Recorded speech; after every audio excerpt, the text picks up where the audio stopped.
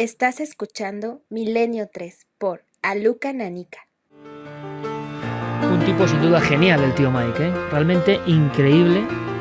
Hemos contado alguna vez el trasfondo de Tubular Bells, la historia que hubo de fondo, y su genialidad sin precedentes, ¿no? Como todo genio, polémico y de alguna manera también con subidas y bajadas, nunca estable, pero nos ha dejado grandísimas piezas que aquí recordamos una y otra vez de la música. Una era Tubular Bells, otras están como más llenas de oxígeno, que no está mal para contrastar con lo que hemos hablado. Mike Oldfield, que hizo sintonías como esta, pero a los 17 años. Hay que ser un virtuoso. Cuando los jefes de las discográficas lo escucharon, pusieron los ojos como platos, pero para decir que eso no lo entendía nadie. Solo una persona confió en él, y con esa persona generó una música que cambió el mundo, una música diferente, que antes de él prácticamente era desconocida. Por cierto que esto es Tubular Bells 3. Tengo que decir, uno de los documentales que últimamente más me ha impresionado, y quiero hacer la felicitación pública al hijo de Paco de Lucía, porque emitió Telecinco precisamente un documental, no sé si lo habéis visto, Paco de Lucía, La búsqueda. Yo lo recomiendo. Os guste la guitarra, no os guste, yo no es que no me guste, es que no entiendo ni de guitarra y soy totalmente torpe, ni entiendo del flamenco, pero en ese reportaje, evidentemente el que es genial en cualquier ámbito, lo comentábamos. Paco de Lucía hablaba de... es como un legado que le hace su hijo Curro, y hablaba un poco de la genialidad, de la inspiración, de la magia, que puede venir cuando uno siente en la radio una música que le emociona, un tema que le impacta, pero puede venir cuando Paco de Lucía ve a un niño rubio que se llama Camarón de la Isla, y cuando oye cantar, dice que nadie se dio cuenta, que todo el mundo pensaba, y él dijo, hombre, aquí parece que viene el Mesías, ¿no? O sea, la impresión personal, celular, que tiene el genio. Y decía Paco de Lucía, me ha impresionado muchísimo, yo lo digo, es algo que me encantó. Él dice en cámara que él ha conocido muchos genios, porque Paco de Lucía ha sido un embajador de la cultura española y de la destreza y de la genialidad española por el mundo. Yo creo que más reconocido fuera que dentro, como suele pasar. Pero él decía algo hablando de la genialidad que me parecía brutal y que coincide con Picasso, con otros, ¿no? La inspiración es genial, pero siempre me coge trabajando, ¿no? Y dice, de todos los genios que he conocido de verdad, todos tenían un patrón. Los genios de verdad, que yo reconozco como maestros y genios en cualquier ámbito, tenían un patrón. Todos sabían que sabían muy poco. Todos eran tremendamente humildes con el conocimiento. Los que no eran genios, sin embargo, daban la impresión de conocer muy bien las cosas. Todos los seres geniales que he conocido sabían que no sabían casi nada. ¿A ti que te gusta la guitarra, Santi? La búsqueda, Paco de Lucía, impresionante, muy emotivo. ¿Lo has visto? Muy emotivo. Y es impresionante. Impresionante, ¿verdad? Y ese ¿qué más da que sea un artesano que hace una silla, Picasso que hace una figura, el artista prehistórico de Altamira o el poeta? Cuando está puesto el alma, pues parece que hay algo, ¿no? Y me gustó mucho porque se veía que Paco de Lucía es que tampoco quería el mundo del genio por dentro con gran naturalidad. Nuestro saludo, es bonito ver en la tele, ¿no? Cosas que te reconcilian con los buscadores, con la gente que pone alma, ánima en su vida, que pretende hacer algo para mejorar el mundo y que tienen esa sensibilidad especial, como nuestro amigo, con respeto, el tío Mike Oldfield, ¿no? Pero, si me lo permitís, porque esto es así, vamos a temas más espinosos. Es un programa el de hoy. Un titular, Santi, permanente, constante, toda la semana. Y claro, tú lees el titular y dices, uff, ¿cómo suena esto? Qué mal pinta esto, ¿no? Y el titular hablaba de 3 investigadores muertos cuando tenían la verdad del 11S, una verdad incómoda. Todo el mundo ha leído ese titular y todo el mundo, me imagino, se ha quedado un poco impresionado. Santi también lo ha leído. Sí, no solo lo he leído, sino que lo he visto reproducido cientos de veces en blogs, en las redes sociales. Decenas de vosotros mismos me habéis pedido a través de Twitter que precisamente esta noche os cuente la verdad sobre este asunto. Pues mira, como si tú tuvieras la verdad, eso es una responsabilidad, ¿eh, Santi? Pues no pensaba tenerla y resulta que algo de la verdad voy a tener. Lo cierto, incluso algunas cabeceras de renombre, pues de periódicos digitales y no tan digitales, se han hecho eco de la noticia. Mueren 3 periodistas que preparaban un documental sobre el 11S. La historia, en resumen, es la siguiente. Todo empezaría con unas presuntas declaraciones que hace Vladimir Putin, en las que amenaza a los Estados Unidos con revelar imágenes de satélite que obrarían en poder de los archivos secretos del Kremlin y que servirían para demostrar que el 11S no fue como nos lo contaron, sino que contó con la propia complicidad de los Estados Unidos, es decir, sería un autoataque. 3 primeras espadas, no 3 periodistas normales, 3 primerísimas espadas de el periodismo norteamericano habrían fundado una pequeña productora, entre ellos, para hacer un documental y, entre otras cosas, ya habrían solicitado esa información al Kremlin. Curiosamente, en solo 48 horas, en solamente 48 horas, esas 3 personas fallecen cada uno en circunstancias extrañas. Las 3 personas son Ned Colt, periodista de la NBC, que el 10 de febrero fallece de un derrame cerebral. Ese mismo día, David Carr, un histórico del New York Times, se desploma en plena redacción, cae fulminado por un rayo, no ha trascendido las causas de la muerte y también pues el pobre hombre pasa mejor vida. Al día siguiente, Bob Simon, que para nosotros no significará gran cosa, pero que en Estados Unidos es una leyenda, llevó durante muchos años el programa 60 Minutos, que era un programa de periodismo de investigación muy conocido en aquel país, un programa de la cadena CBS, pues ese 11 de febrero Bob Simon fallece en un accidente de tráfico en pleno Manhattan. Y, lógicamente, las suspicacias empiezan a trascender y desde luego trasciende la noticia de que estas 3 personas que estaban metidas en esta investigación pues han fallecido en estas circunstancias y que todo huele bastante mal.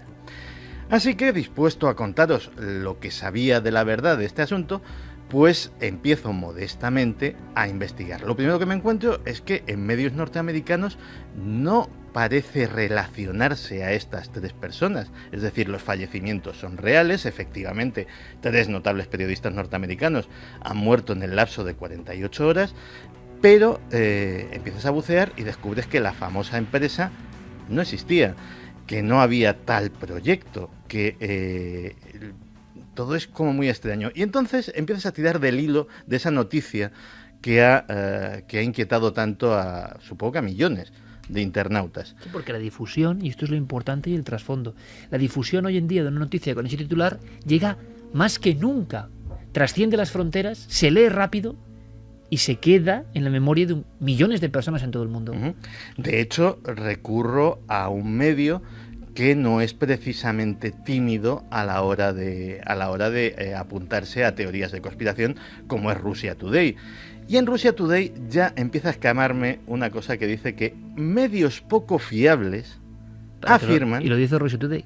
Medios poco fiables afirman que ha sucedido esto. Y desde luego de las famosas declaraciones de Putin, ni oír hablar. Claro, porque uno lee que Putin tiene documentos... Pensad por un momento en la noticia. Putin tiene noticias e información por satélite de que poco menos que Estados Unidos autoatentó. Eso es portada de todo informativo, aunque también lo hablábamos ahí fuera en la terraza, claro, depende de cómo estén los informativos. Si están más vinculados en sacar Impacto TV, pues igual no meten esto. Y dices, qué conspiración. Pero por lógica, si esto es verdad, es la noticia del siglo XXI de momento, ¿no? Y otro ejemplo. De verdad que hasta los que son más conspiranoicos, y yo no tengo ninguna verdad, lo repito siempre, ¿se creen de inmediato que eso es así? Y seguramente atacarán a Santi esta noche diciendo, tú no eres de los nuestros, estás... Bueno, lo que vosotros queráis. Nadie ha contado más conspiraciones en España que Santi, y en este programa. Nadie. Pero, ¿eso significa que creerse todo? ¿Dejamos el sentido crítico? ¿No es ser realmente poco conspiranoico, no acudir a tu sentido crítico y aceptar todo porque va a favor de obra de lo que tú piensas o que te has creído? ¿De verdad que todo es tan sencillo? Porque por ahí vas tirando del hilo y te encuentras con una sorpresa mayúscula, ¿no? Pues sí, voy tirando del hilo y digo, pues ¿de dónde ha salido todo esto? Vamos recopilando, vamos echando hacia atrás la manivela y al final nos encontramos con la fuente original. y la fuente original es Sorchafal. Y ahí digo, apaga y vámonos. ¿Quién es Sorchafal? Porque no todo el mundo tiene por qué conocer a este personaje, o personaja, o llamémoslo como queramos. Monja. Monja. Según la historia mítica, Sorchafal es un seudónimo, parece ser, de una religiosa de clausura irlandesa. Está bien elegido, ¿eh? Sí, sí. Sorcha, de hecho, es una palabra, es un nombre gaélico, o sea, hasta eso está bien cogido, de una religiosa irlandesa que, por no se sabe qué artes de birlibirloque, tiene contactos privilegiados con los servicios de inteligencia rusos. Es una Sor María Jesús de Agreda de hoy. Claro, Habla con los reyes. No pongas a Sor María Jesús Hombre, de Agreda en el ya, mismo. pero te quiero decir, una religiosa que la que Sor tiene Chafal está- contactos al más alto nivel de la nación. Sí, sí, sí.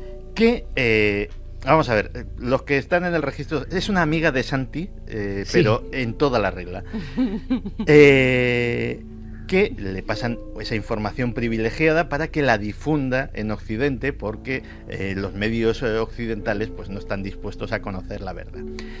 Sorchafal, en realidad, de hecho, siempre actúa así.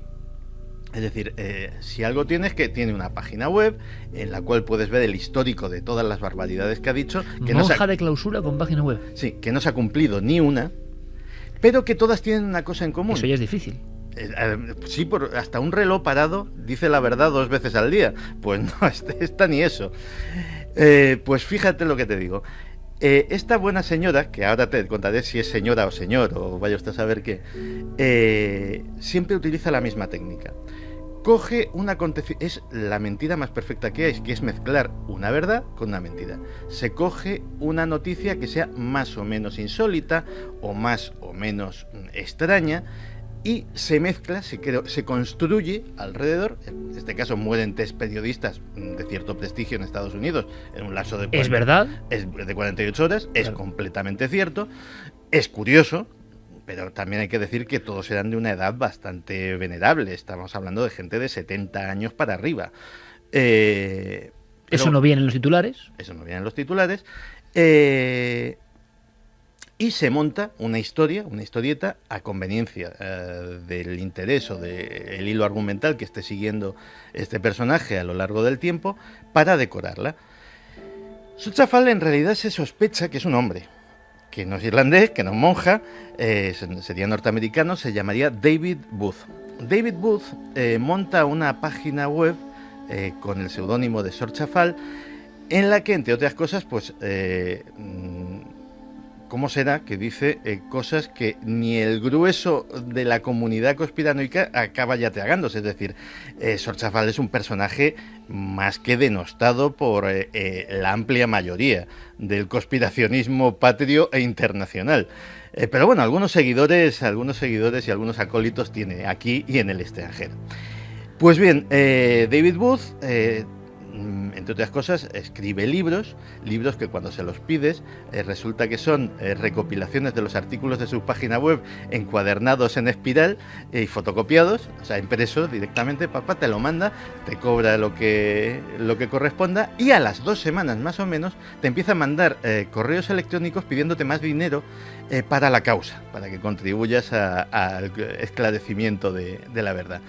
Pues bien, eso que ha salido de probablemente la fuente más apócrifa que ahora mismo hay en el mundo mundial, consigue escalar a los titulares, pues digo, de importantes cabeceras. Pues el periódico decano de un país, y por no avergonzar ni al periódico ni al país, el periódico decano, el más antiguo de un país, lo sacaba en sus titulares, o medios digitales, y desde luego De enorme influencia, ¿eh? de enorme influencia, o cientos de blogs que lógicamente cortan, pegan, no, son blogueros, no tienen por qué contrastar la noticia, eso lo entiendo perfectamente. ¿Cuánto has tardado en saber esto? Menos de 1 hora. Y esto tiene una reflexión, amigos. Esto, desde luego, tiene una marea de fondo. En el caso de los blogueros, ya te digo que no les doy ningún tipo de condena. O sea, es decir, oye, yo veo una noticia curiosa, la pongo en mi blog, no pasa absolutamente nada. En el caso de los periodistas y de los periódicos, la reflexión es cómo está la profesión, amigo. ¿Cómo Ya, está? pero también hay una cosa tremenda, y es que una fuente tan... que es la libertad que hay, desde luego, pero lo que hemos aprendido, y yo me pongo ahora en plan conspiranoico, para los que me dirán en sus círculos, he vendido al sistema, lo de siempre, y además es que siempre es lo mismo, pero ahora en plan conspiranoico, dándole la vuelta al calcetín, yo digo, qué maravillosa herramienta para manejar por parte de quien sea, entre otras cosas el poder, hacer creer a alguna gente determinadas cosas. Si tú lanzas una piedrita y las ondas del río llegan a todas partes, nunca en la historia eso ha ocurrido. Estamos en una fuente que ni los conspiranoicos se creen, en las portadas, influyendo a millones de personas. ¿Cuándo ha ocurrido eso? ¿Y a dónde nos puede llevar eso? Esa sí que es la gran pregunta. Porque el oficio del periodismo ya es que no existe realmente. O sea, el oficio como lo considerábamos antes se ha roto como tantas cosas con la red. Ahora estamos en un mundo donde convive parte del periodismo con una emergencia tremenda de la red. Y a mí me parece muy bien que la red exista, y es más, creo que hasta nuestro pensamiento va a cambiar, y que evidentemente es imparable y hay que utilizar en su parte buena, no en su parte mala. Pero por ejemplo esto, y ahora muchas personas en este momento dirán, Santi, vendido o Iker, ¿por qué esto es verdad? No quiere decir que no haya habido cosas que no entendemos en el 11S, ojo. Eso no quiere decir que siga habiendo secretos y misterios. Pero creerte lo primero que te cuentan e ir por la vida de conspiranoico, sin contrastar nada, solo porque te conviene, solo porque va en contra de los americanos, o solo porque va en contra de los rusos, que me da lo mismo.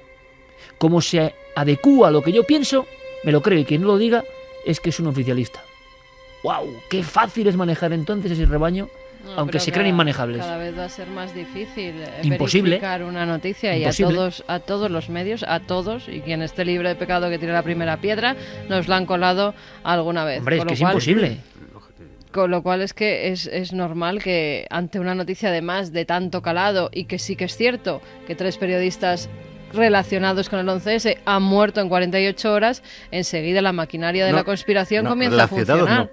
Claro, es que no estaban ni Han muerto relacionados. 3 periodistas. Vale, pero han hablado del 11S en sus ¿Qué va? artículos en ¿Qué algunos va? momentos. El 11S, Claro, el han 12. hablado, pues ellos lo interpretan de esa forma. Han hablado del 11S, Claro, pero como cuidado, los que hemos escrito del 11S, y luego han montado su historia. Es que es tremendo. Pero Ya. es que entonces es una mente maquiavélica o es pura ignorancia. Bueno, Yo creo que el percal es terrorífico para la información. Y ojo, lo más importante para los oyentes, para los consumidores, para los que creen que están informados del mundo y que se creen que lo que llega es la verdad. Ahora cualquiera, o sea, nosotros mismos inventamos una cosa descabellada y con la fuerza que tenemos a través de las redes la convertimos en titulares de muchos sitios y es creída. y es que a veces se han llegado a inventar incluso personas. Yo recuerdo en el año 2010 una noticia que decía que una niña de 12 años había muerto después de ver una película de terror, Paranormal Activity 2, y eso apareció publicado en medios de todo el mundo.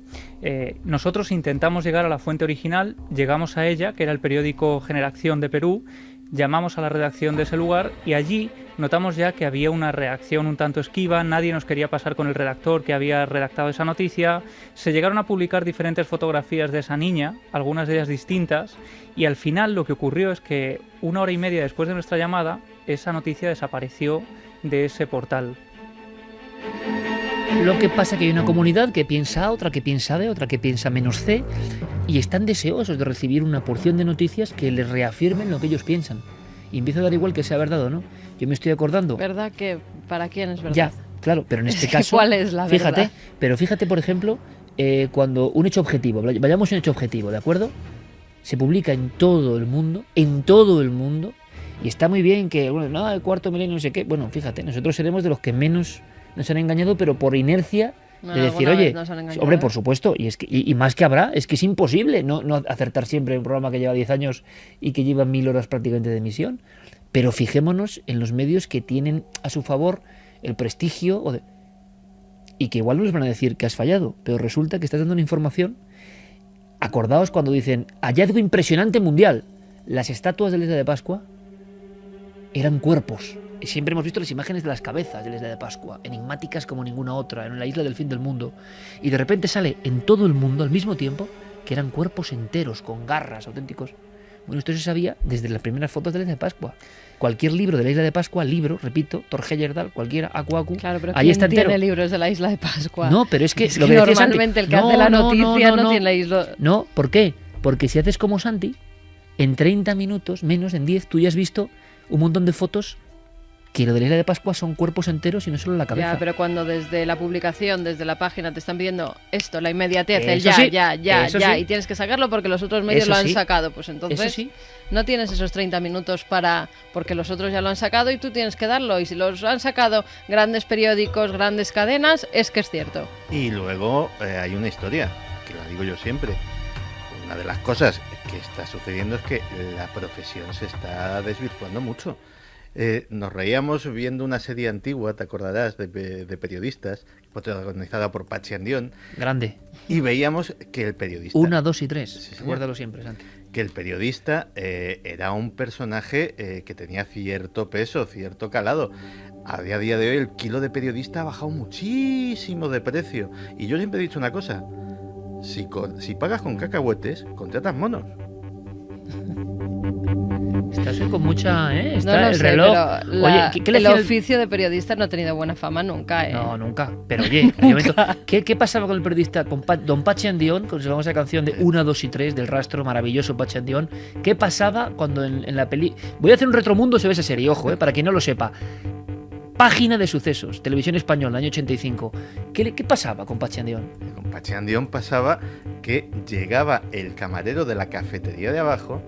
Él estaba en su mesa de la redacción con su máquina de escribir, por supuesto, porque de ordenadores ni hablar en aquella época, y le subía un carajillo, Don Pachi. Cuando los periodistas tenían enjundia. Eran borrachos, ¿no? Vamos, eso, bueno, en fin, no vayamos por ahí. Vamos con otra historia. Escuchamos una grabación, ¿no? Sí. Carmen? Una grabación que nos lleva a Rendlesham. Una grabación del 26 de diciembre de 1980 donde se puede oír a unos hombres que están en el bosque de Rendlesham y están en contacto con la base que está a muy pocos kilómetros de allí. Escuchamos. Estamos a unos 50 metros del presunto lugar de impacto inicial. Tenemos ciertos problemas. No nos funcionan las linternas. Parece haber problemas técnicos. ¿Están tomando muestras de la zona del supuesto lugar de aterrizaje? 4 pitidos como máximo. Hasta 4. Interesante. ¿Es ahí donde están tomando las muestras? 4. ¿Es el punto más fuerte del árbol? Sí, señor. En la parte trasera no da ninguna señal. Percibimos sonidos extraños de los animales de la granja. Están muy activos y meten mucho ruido. Hay mucha luz. Ha visto una luz. Más despacio. ¿Dónde? Justo en esta posición, enfrente, entre los árboles. Ahí está otra vez. Observe delante de mi linterna. Ya lo veo. ¿Qué es? No lo sabemos, señor. Estamos a 150 o 200 metros del lugar. Todo lo demás está en calma, no hay duda. Ahí delante hay una extraña luz roja parpadeante. Sí, yo también aprecio un tono amarillo. Qué extraño. ¿Se está acercando? Sí, señor. Parece más brillante. Decididamente viene hacia aquí, desprende partículas, no hay duda. Es muy extraño, viene desde el sur, se acerca a nosotros. Estamos viendo lo que parece un rayo descendiendo a tierra. Esto no puede ser verdad. Un objeto sobrevuela la base a 5 o 10 grados desde el horizonte. Se mueve de forma errática y desprende rayos de luz.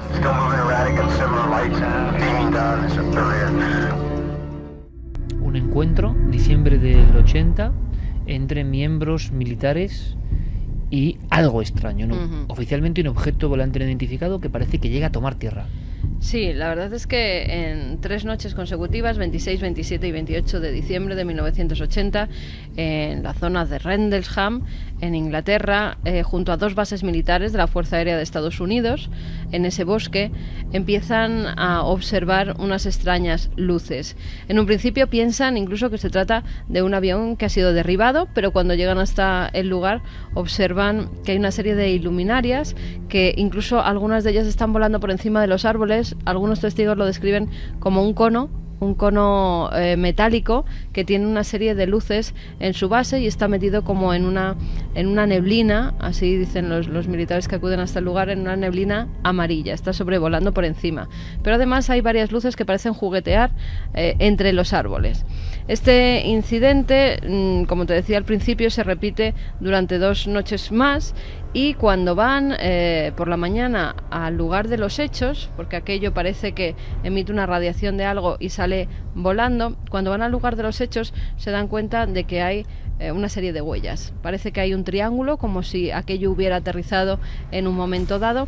También hay parte del bosque que está quemada, incluso algunos de los árboles tienen también quemaduras, como si un foco de fuego o de algo que pudiera haberlos deshidratado, esos árboles, haberlos quemado, hubiera estado allí durante un tiempo bastante razonable. En un principio se dice a todos aquellos militares que intervienen en esos avistamientos o que son testigos que lo que han visto es un faro cercano, una especie de luz que parecía impactar contra esos árboles y que les ha confundido. Como vemos en las grabaciones, parecía que estaban viendo perfectamente algo que estaba volando y que estuvo allí durante minutos. No solo eso, sino que a los testigos les hacen firmar que lo que han visto es ese faro, para que no quede absolutamente ninguna duda. Después de eso, parece que algunos de los militares que estuvieron involucrados empiezan a tener una serie de afecciones. Entre ellos está John Burroughs, que era en ese momento policía de la Fuerza Aérea estadounidense, y que comienza a sentirse mal horas después de haber estado, porque es de los que más cercanos están a ese objeto, que además parece que sobre él impacta una serie de luminescencia por la que cae en un estado como de trance en ese momento e incluso se cae al suelo. En meses posteriores empieza a encontrarse mal y parece que los médicos dicen que todo tiene que ver con algún tipo de radiación, que los síntomas es como que ha estado sometido a una radiación muy potente. Desde ese momento Burroughs empieza una batalla legal por reconocer... Como afectado por una energía desconocida. Exactamente, para que reconozcan que algo ha impactado cuando además estaba de servicio. Fíjate hasta dónde llega, que incluso le llegaron a denegar tanto a él como a su abogado los papeles médicos que se hicieron en la base aérea en la que estuvo. Eso me suena, ¿eh? E incluso, sí, te sonarán muchas cosas, e incluso le dijeron, cuando el abogado fue a pedir los informes del tiempo que había estado destinado allí, que ese hombre allí nunca había estado destinado, que no existía. ¿Os suena, verdad? Sí, perfectamente, La Noche del Miedo. De Talavera Real, de La Noche del Miedo, cuando nos piden que investiguemos sobre otra persona, pero en España, 3, afectadas por una extraña energía, cuando pasan los años ellos quieren saber, dicen que en esa base nunca ha estado. Es que se copia el procedimiento, ¿eh? En una base compartida, ojo, por americanos e ingleses. Exactamente. A raíz de eso, Burroughs tiene varias operaciones, cirugías de corazón, algunas de ellas a corazón abierto. Hemos podido hablar con él. John Burroughs dice todo lo que sufrió después de ese tremendo impacto al estar cercano al objeto. Han sido muchos años tratando de conseguir que la Administración de Veteranos reconociese que John Burroughs fue dañado en acto de servicio en diciembre de 1980. El daño que recibió tuvo efectos inmediatos en su corazón, algo que no se había detectado cuando se unió a la Fuerza Aérea un año antes y que con el tiempo requirió de una operación a corazón abierto. Hablé con el cirujano que la practicó y me dijo que no sabía qué podría haberlo causado. He said he didn't know what could have caused that damage. Escuchábamos a su abogado, que además dio con una serie de documentos del Ministerio de Defensa británico donde se publicaban los altos niveles de radiación que se mostraban en el lugar donde aterrizó el ovni. Gracias a eso han podido tirar del hilo. Es más, John Burroughs escribe al senador estadounidense John McCain para que le ayude a contar su historia y a que por fin le puedan dar una paga por esos daños que sufrió. Ahora sí que escuchamos a Burroughs y lo que él supo. En referencia a ese documento que antes estaba clasificado por el Reino Unido, cito literalmente: el muy documentado evento del bosque de Rendlesham es un ejemplo del que podría deducirse que varios observadores estuvieron probablemente expuestos a periodos de radiación más intensos de lo normal. En cuanto al fenómeno aéreo no identificado, llamado en Estados Unidos objeto volador no identificado, cuando operan emiten un cierto campo electromagnético y se sabe que ese campo causa daños. Eso es lo que se recoge en el documento del Reino Unido.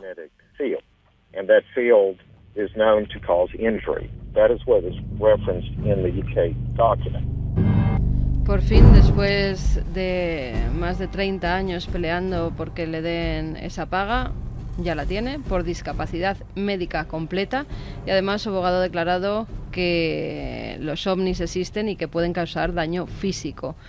Y que pagan el tratamiento, además asegurado, quiere decir que de facto el gobierno admite la existencia de esos objetos volantes no identificados que nos visitan, que tienen constancia de ello y que pueden agredirnos. Pero que pueden ser humanos también, ¿no? Sí, dicen Claro, objetos volantes no identificados. En ningún caso se habla de generan extraterrestres. una energía que hace que alguien pueda pedir, es un caso único en el mundo, pueden causar daños. Puede pedir una indemnización al gobierno porque ha sido dañado por un ovni.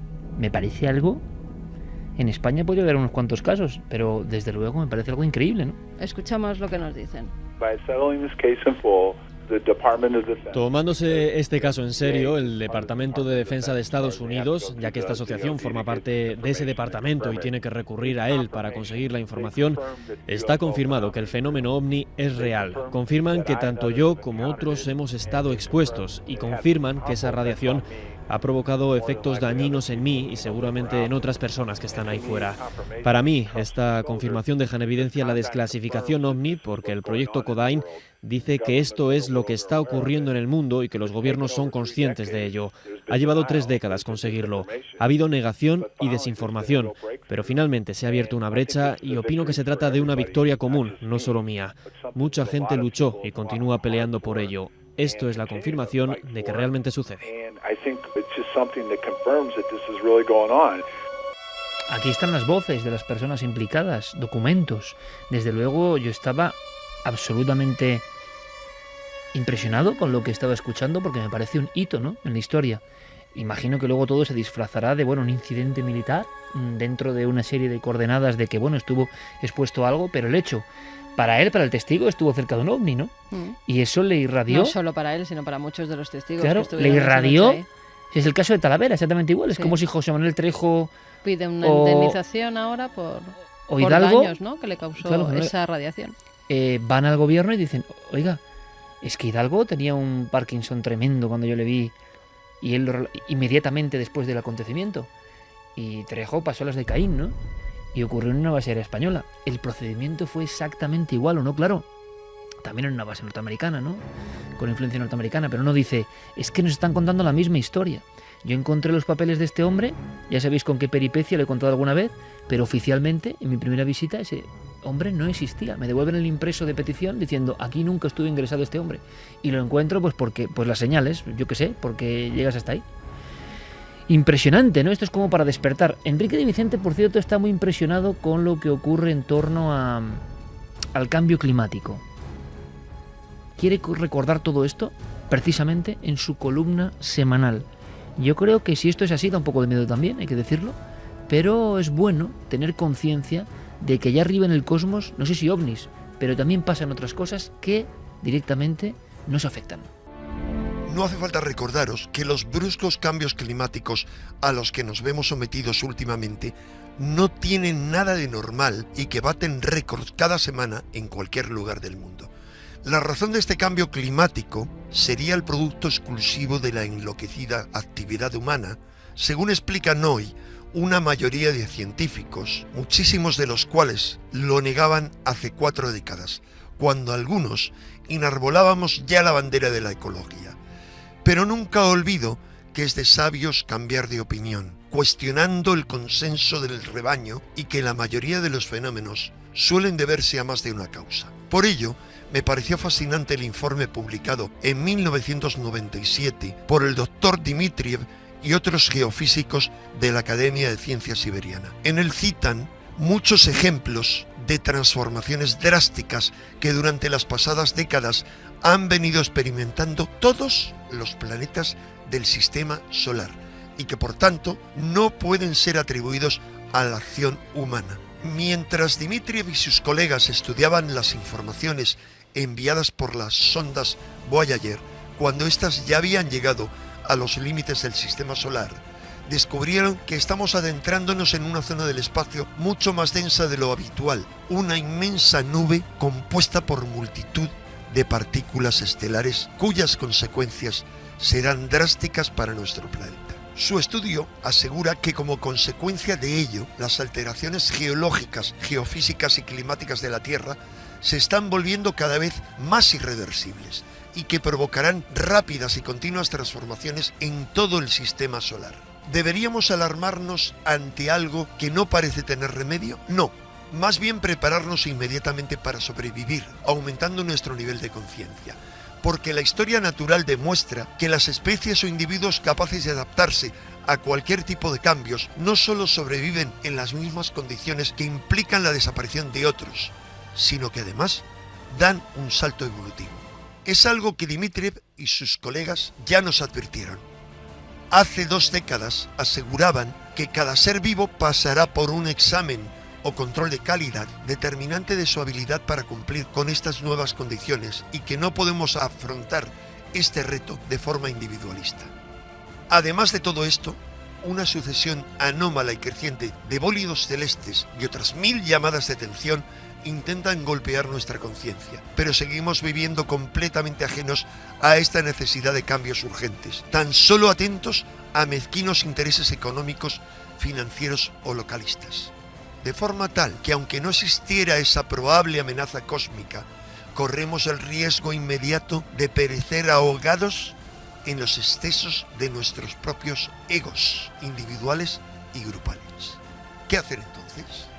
Tomar conciencia. Prepárate para un cambio que estará también repleto de consecuencias transformadoras y positivas. Despierta. Enrique de Vicente, empeñado en que despertemos, en que tomemos conciencia, siempre repite una especie de mensaje patrón, ¿no? Que es que no podemos estar sometidos a esta sobresaturación de información y pensando que es la verdad. Teníamos ese debate, Santi, Javi, Carmen fuera, y tú, Javi, lo decías precisamente. Y lo decías abiertamente, y lo que a veces debatimos en la terraza no hay que tener ningún temor a traerlo hasta aquí. Y es la curiosidad, ¿no?, de los medios de comunicación, cómo se ha ido frivolizando parte de la información y cómo muchas personas creen ciegamente en lo que están recibiendo. Digo esto porque luego nos va a contar Santi, que sea mínimamente, mañana en Cuarto Milenio tenemos un recuerdo para una serie de ejemplos curiosos, que creo que todos deberíamos aprender de ellos algo, ¿no? Pero esa sensación la teníamos fuera, debatíamos fuera sobre eso. Sí, hay veces que esto también nos daría para un debate, saber qué tipo de cosas son noticias realmente y cuáles no. Hay algunas que parece que están un poco en la frontera y que a veces incluso abren telediarios, aparecen en las portadas de los periódicos y se repican durante días y días y días. Y tú preguntas, ¿habrá cierre? Que en el fondo es la gran cuestión, ¿no? Habrá una conspiración también de fondo en todo esto. Es sorprendente, ¿no? Bueno, es que además parece que eso tiene ciertos efectos sobre las preocupaciones de las personas. Hace poco salió una encuesta en la que se decía que los ciudadanos, la preocupación de la corrupción había descendido drásticamente en las últimas encuestas. Porque se ha dejado de informar tanto. Efectivamente, coincidía con que se ha dejado de informar sobre todo esto. ¿Hasta qué punto el cerebro humano colectivo es consonante con lo que va recibiendo de los grandes medios de comunicación, a pesar de que ahora la fractura en los medios y, como estamos viendo, la capacidad de recibir impulsos informáticos es absolutamente exponencial respecto a antes, ¿no? Tenemos un sinfín de estímulos, pero todavía el público, yo creo que es normal, acude, como decía antes Carmen, a la columna. Si esto lo dice esta prensa seria, es que esto es cierto. Por lo tanto, no sé si manipulación, yo creo que desde luego siempre ha debido ser así, pero es verdad que es curioso, ¿no? Por otro lado, el material que llega de las propias redes inunda los propios formatos informativos y en todo esto es un totum revolutum, porque cuesta mucho menos, evidentemente, y hay muchas imágenes de impacto, y a veces el hilar imágenes de impacto ocupa el espacio que antes estaba destinado, pero que igual siempre ha sido así, o es una sensación nuestra. Nosotros... No, es que estamos en la era de la imagen. Antes era la era del periódico, del papel, de la información, y ahora estamos en la era de la imagen. Al que no le pongas y habrá los resultados de audiencia 30 cuando se ponen... segundos de imágenes impactantes, se va a otro telediario que se las ponga. Si es que no está, con lo cual es que es normal. Está inventado. Los americanos hace años, los estadounidenses inventaron un concepto que era el infotainment, es decir, el entretenimiento, o sea, la información entendida como entretenimiento. Cualquiera de los que nos están escuchando ahora mismo desde los Estados Unidos de Norteamérica sabe que para escuchar o para ver informativos de calidad tiene que recurrir a X cadenas muy determinadas, y que el resto, los informativos genéricos, son infotainment, son cosas que son para estar entretenido, pero no para estar informado. Bueno, no sé, imagino que habrá de todo, ¿no? Pero que es curioso porque últimamente, si observáis un poco con esa mente crítica o despierta o tomando conciencia, no simplemente, que nos pasa a todos, no simplemente ingiriendo la información, os daréis cuenta de que aunque os quedéis enganchados, yo me quedo enganchado con todo tipo de programas, programas que todo el mundo critica y que me dicen, no sé qué, y yo no soy tan zafio ni tan hipócrita. Muchas veces comiendo me quedo viendo algunas cosas porque te quedas como absorto, ¿no? Porque eres ser humano y entonces hay una disputa y un conflicto y no sé qué, y yo me quedo viéndolo, pero al mismo tiempo soy consciente de que estoy recibiendo eso, ¿no? Es decir, estamos en un tiempo tan de cambio que es sorprendente. Nosotros hacemos un homenaje, Santi, a una serie de personajes que hemos llamado, y mañana me gustaría que lo vieseis, Los Silenciados. Los Silenciados, y curiosamente, fíjate que alguien seguramente nos va a hablar de algún investigador del 11S, que este sí que de verdad era investigador del 11S y se jugó la vida en ello y la dejó en el envite. O sea que así ha habido realmente esos casos, pero esta vez no era. Es una idea que se nos ha ocurrido además muy bonita, porque vamos a estar unos cuantos amigos y vamos a contar cada uno el caso que más nos ha impactado, que más nos han llegado, que más relevante nos parece, de una persona que ha sido silenciada por el poder, que ha sabido demasiado, lo ha querido contar y no ha tenido la oportunidad de hacerlo. Además, fíjate que casi la actualidad nos está poniendo en bandeja el tema, porque es portada en todos los periódicos desde hace días el caso de Boris Nemtsov, el opositor ruso que iba a dar los datos exactos, la información relevante sobre la intervención, parece ser, de Rusia en Ucrania, intervención que Putin niega, y llegan unos desconocidos en un coche, los fríen a tiros y todo el mundo dice que yo no he sido, Putin dice que es que me quieren cargar a mí de muerto. Se parece mucho al caso del fiscal Nisman, fíjate, puede haber sido yo, pueden haber sido mis enemigos. Mañana en Cuarto Milenio hablamos de eso, Santi. Sí, señor. Va a ser interesante. Ahora, el silenciamiento de personas que pensaban por sí mismas, ese es muy antiguo. Ya veréis qué sorpresa. Vais a conocer a una mujer que también fue silenciada, y han pasado muchos siglos. Buenas noches, ¿es usted el chico de la entrevista? Sí, pero estoy esperando a Hipatia. Soy yo, me han dicho que me había hecho llamar. Disculpe, es que me la esperaba de otra manera. Ya, creía usted que iba a aparecer por la puerta Rachel Weisz, ¿no? Desde hace algún tiempo me pasa a menudo. No, si lo que quiero decir, bueno, da lo mismo. Tenemos poco tiempo y mucho de qué hablar. Eso pensaba yo. ¿Cómo? Digo que ya desde pequeña, en Alejandría, cuando observaba a mi padre pasar largas horas dedicado al estudio de la filosofía, las matemáticas y la astronomía, solía reflexionar acerca de todo lo que podríamos aprender y del poco tiempo que se nos concede para ello. Así que su padre fue un referente para usted. Por supuesto. Le llamaban Teón el bibliotecario, porque daba clases en la biblioteca del Serapeo, ¿sabe? Con él me introduje en el mundo del conocimiento y él fue, por tanto, el responsable directo de que me convirtiese en una estudiante aventajada en el museo. ¿El museo? ¿Qué museo? Ah, claro, debe usted estar imaginándome guiando a grupos por los silenciosos pasillos de un edificio. No me refiero a una sala de exposiciones. Llamábamos el museo a... ¿Cómo explicarlo? Era una especie de templo del saber, una institución que Ptolomeo había fundado para difundir y hacer de las ciencias y la investigación algo grande. ¿Y parece que lo consiguió? Sí, aquel lugar se convirtió enseguida en el punto de reunión de científicos y astrónomos procedentes de todo el orbe. La biblioteca de Alejandría actuaba como un imán, atrayéndolos de forma irremediable. La máxima ambición de todos ellos era poder consultar los estudios y manuscritos que allí se conservaban. ¡Qué gran pérdida! Sí, desde luego hay pocos acontecimientos tan vergonzosos y trágicos. Sí. Carl Sagan lo contó muy bien en Cosmos. Sí, el bueno de Sagan, ¿sabe? Realmente me produce mucha tristeza pensar en ello. ¿Le importa si cambiamos de tema? No, en absoluto. Cuénteme entonces cómo se convirtió en una de las profesoras más famosas de la historia. Imagino que todo fue resultado de mis ansias de conocimiento. Viajé por Italia y Atenas, donde recibí cursos de filosofía. Al regresar comencé a ayudar a mi padre en el museo y así fue como empecé a dar clases. ¿De qué materias exactamente? De todo un poco. Ahora ustedes con internet lo tienen más fácil, pero en aquella época no era tan sencillo acceder al saber. Por eso decidí enseñar matemáticas, geografía, álgebra, astronomía, filosofía. Está mal que yo lo diga, pero visto con la perspectiva del tiempo, fui una valiente. ¿Sabe que me llamaban la filósofa? ¡Qué gracia! Pues no tenía el dato, pero me lo apunto. Hábleme de sus trabajos. ¿De cuáles exactamente? Puedo contarle cómo diseñé el astrolabio plano, el destilador de agua o el planisferio. O si lo prefiere, puedo mostrarle los dibujos de mis instrumentos científicos. ¿Tiene tiempo? Poco, como siempre. Entonces, de leerse mi corpus astronómico o mis 13 volúmenes de comentarios a la aritmética de Diofanto ni hablamos, claro. Ay, una lástima, sobre todo teniendo en cuenta el alto precio que tuve que pagar por escribir esas y otras obras. Imagino que se refiere a... Dígalo sin miedo, a mi asesinato a manos de aquellos fanáticos. Supongo que el cariño de mis discípulos, la admiración del pueblo, incluso de los más humildes, y mis obras sobre distintos ámbitos de la ciencia, despertaron recelos y envidias. No sabe la de gente que ha pasado por aquí con un final parecido al suyo. Lo imagino, siempre ha habido personas incapaces de soportar la fama y la sabiduría de otros. El éxito de los demás es para ellos como un hierro al rojo vivo. Por eso se empezó a planear mi muerte. No sé si quiere recordar cómo ocurrió.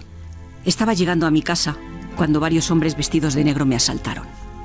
Lo habían planeado con frialdad y con seguridad eran partidarios del obispo Cirilo. ¿Les identificó? No, iban encapuchados, ni siquiera tuvieron la valentía para enfrentarse a mí cara a cara. Me llevaron al templo de Cesarión y en fin. No siga, puedo imaginármelo. Es muy comprensible que con el paso de los siglos se haya convertido usted en un mito. No sé si mito, pero desde luego sí en un mártir de la ciencia. Una más. Por desgracia sí. Aquí somos un grupo bastante numeroso. Puedo hablarles de usted a algunos colegas, quizá le interesen también sus historias. Vaya, pues muchas gracias, es usted muy amable. De nada. ¿Lo ve? Seguro que Rachel Weisz no se hubiera ofrecido a hacerle la gestión. Hipatia de Alejandría, muerta en el 415, cortada viva prácticamente con conchas por parte de los fanáticos. Al final, el mundo tampoco ha cambiado tanto, ¿no? Una valiente, nuestro homenaje, nuestro recuerdo. Solo escuchando las obras que hizo Hipatia de Alejandría es para ponerse a temblar. ¿Qué tiene alguien, no?, para hacer eso y ser tan diferente? Curiosamente, esta semana hemos recibido, claro, muchas bendiciones. No me extraña porque también, claro, ha sido un poco un torbellino como nunca nos había pasado, ¿no? La historia, que era una historia un poco personal y que en cuanto salió también en el comentario de Cuarto Milenio, pues ha tenido un eco enorme de, bueno, lo que ya os hemos contado, ¿no? ¿Qué ha sido importante? Pues no reivindicar nada heroico que hemos hecho Carmen y yo con la historia ya conocida por muchos de vosotros de la niñita del Corte Inglés y la maniobra de Heinrich. Lo importante, me lo decía Gaona, doctor Gaona, yo puedo decirlo, Carmen y yo hemos rechazado salir a un montón de medios de un montón de amigos, y tengo que decirlo porque eran, y hay que agradecerlo, informativos, en esta casa, el Hoy por Hoy, nuestra amiga Gemma, Ana Rosa, un montón de gente. Ya no es cuestión de que hablemos nosotros, que hablen los médicos, ¿no? Y me decía Gaona, se han salvado muchas vidas porque se ha vuelto a repetir una y otra vez cómo salvar a un niño. Ya nuestra anécdota, historia, barra, lo que queráis, ya no importa tanto. Lo que importa es que se hable. Hoy mismo en el parque con mi niña venían padres a preguntarme y agradecerme porque luego por internet habían visto tutoriales de cómo se hay un atragantamiento y que actuar, ¿no? Entonces eso es bonito porque al final eso es lo que importa. Al final eso es lo que importa. Y la reflexión que decíamos de que igual no nos enseñan todo lo que deberían enseñarnos, o que no es complementario con no tener memoria ni nada de eso, sino algo más. Hemos recibido un sinfín de documentos y mensajes de personas que se dedican a los primeros auxilios, soporte vital. Tengo aquí muchas de ellas que intentan en colegios y se encuentran con mucha incomprensión aparte por las instituciones para intentar enseñar esto, ¿no? Así que nuestro abrazo a toda esa gente que se ha movilizado. Muchísimas gracias. Vamos con las bendiciones. Ramón Toboso nos escribe desde Varsovia, dice que hace 6 años que vive allí, que nos sigue por iVoox y que cuando vivía en España nos seguía los fines de semana por la radio. Le propone un tema sobre todo para Santi, un accidente del presidente Lech Alexander Kaczynski, y aprovecho para ver si podéis dar bendiciones milenarias. Día, ¿no?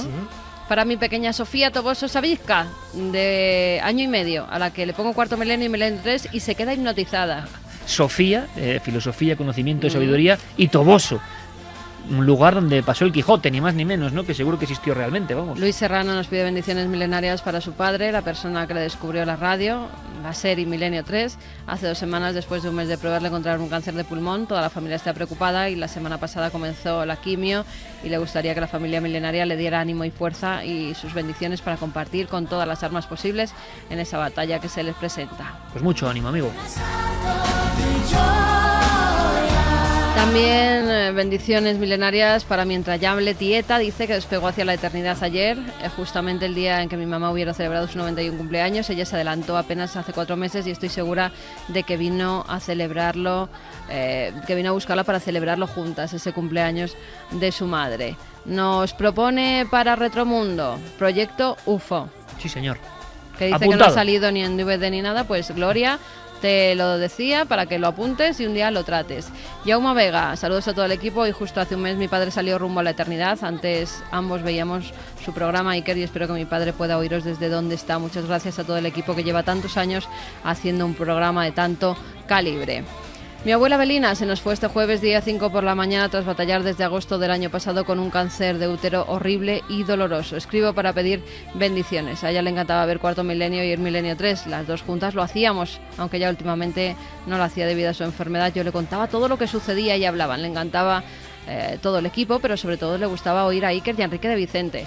Le gustaba todo lo relacionado con los ovnis y el más allá. Ahora sé que ella está muy bien y feliz y por eso os pido las bendiciones. Seguro que nos sigue escuchando, claro que sí. Claro que sí.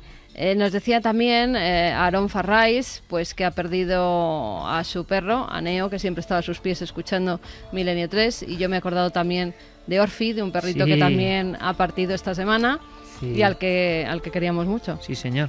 Un perrito de mis padres, en fin, son como parte de la familia, ¿no? Y luego, claro, palabras mayores, ¿no? Cuando hablamos de los seres humanos. Una noticia terrible hoy, Iker. La muerte de Santi Trancho, el cámara de Frank de la Jungla. Amigo de Javi. Que era y muy seguidor del programa, además. Seguidor del programa y joven, cámara de 4, en un terrible accidente de moto, pues...